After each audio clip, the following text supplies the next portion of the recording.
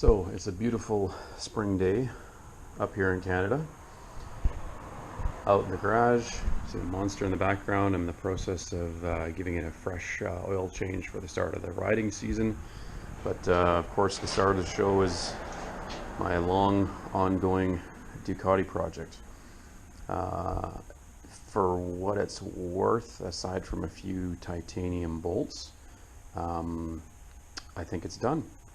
I do need to double check the tuning, take it to a shop nearby and get the power commander set up. But yeah, it's together.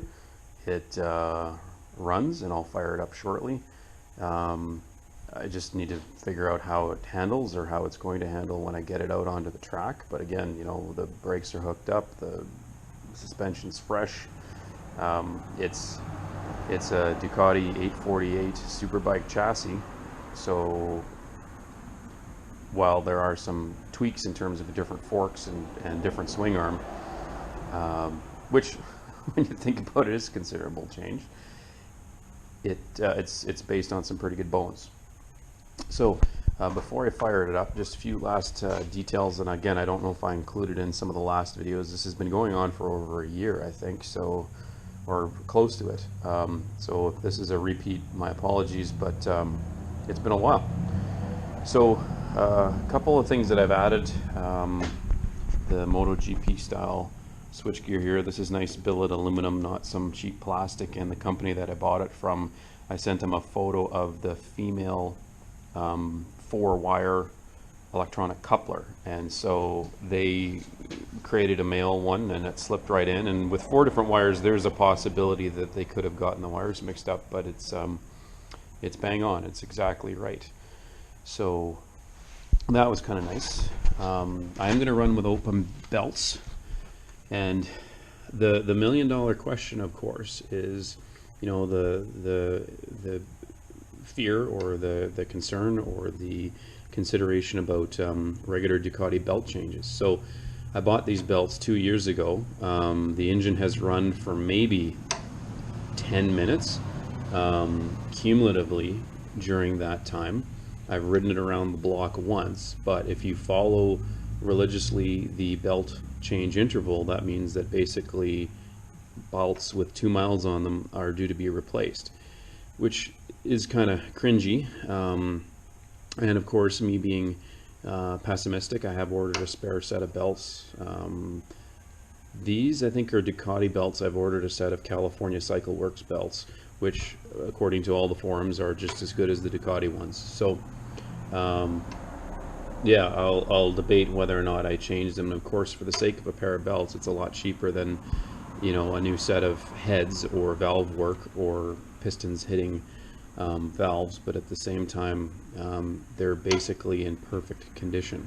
And I was pretty religious about turning the engine over by hand a couple of times in the winter, so with the cold temperatures the belts didn't get stuck in a certain orientation. But either way, I've got the spare set of belts, and certainly I'm leaning towards, before I hit the track with it, I'll switch the belts.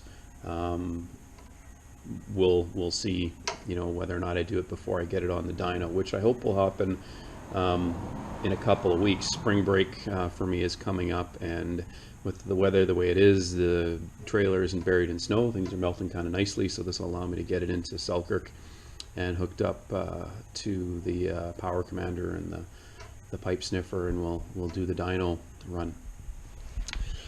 Up top, got a little fabricated bracket here. I've got a very simple lap timer hooked up here. I had one of these before. It's been a while, and so it ended up getting sold with some other parts to someone else. But it's just a push button lap timer, you know, as you cross a mark like the finish line or something like that. So it's not a GPS down to the 100th of a second, but it'll give me an idea of you know, how fast or likely how slow I'm actually going to work on my form and my technique. A few smattering of titanium bolts throughout. So these blue anodized ones are kind of nice. There were some titanium bolts, the brake banjo bolts at the bottom. a few other spots throughout. So that's about it. It's just down to the last little details.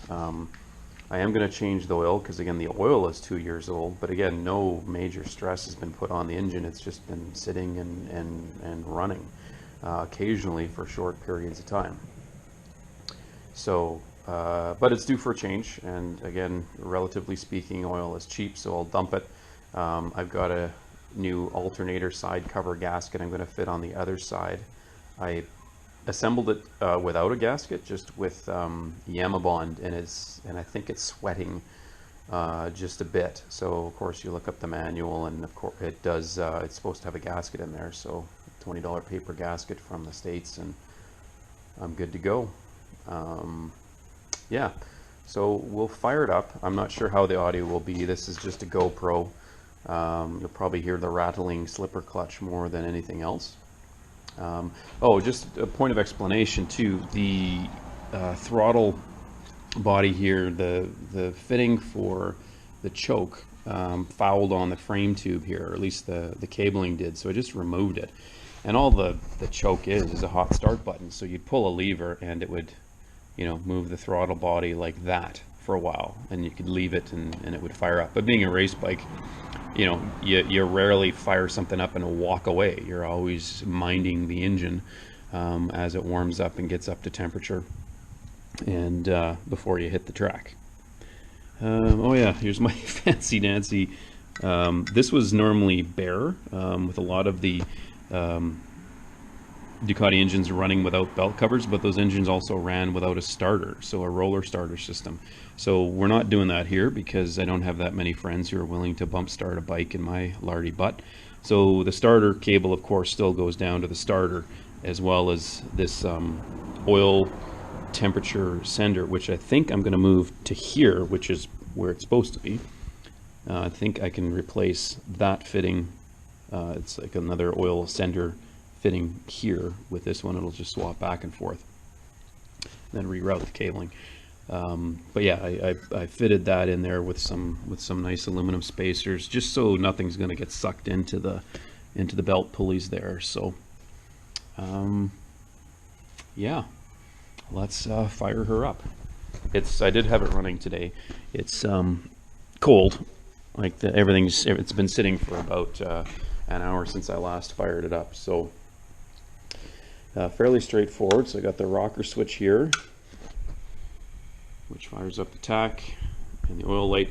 No neutral light, so hopefully I don't embarrass myself too many times and install it in the pits. Straightforward.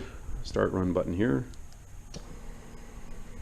Hear the fuel pump fire up, and I'm not sure how much throttle I'll give it, but I'll just give it a try here and see if it starts.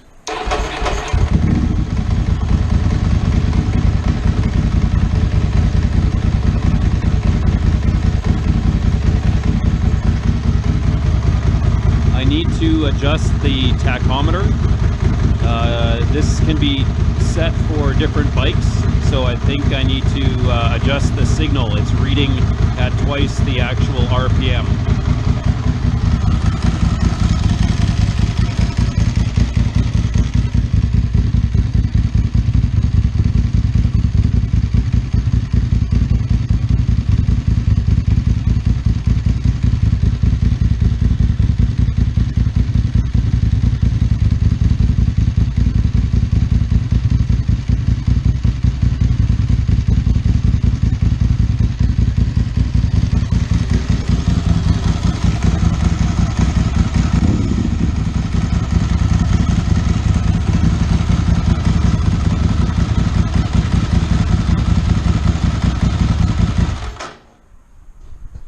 So we'll take a look at the tach here. Press both of these setting buttons. Yeah, it's set for single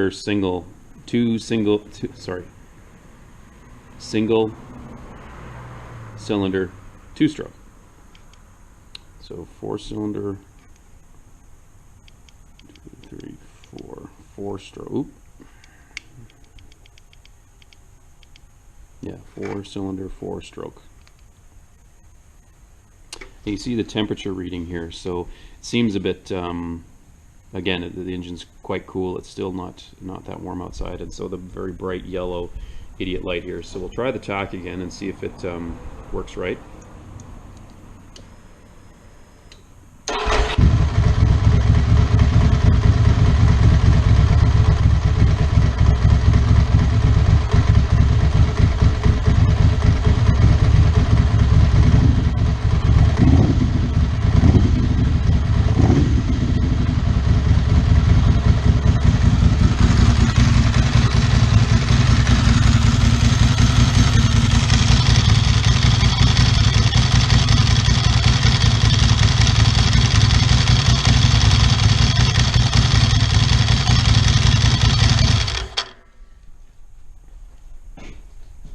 So the only thing I'm wondering is if how I have it currently wired, if the darn tach doesn't reset itself back to standard every time I turn it off.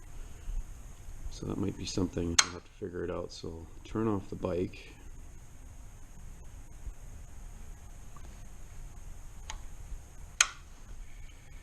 Turn on the tach again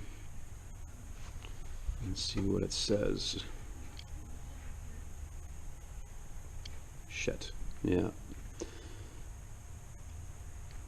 It keeps resetting itself, which is obviously not what I want.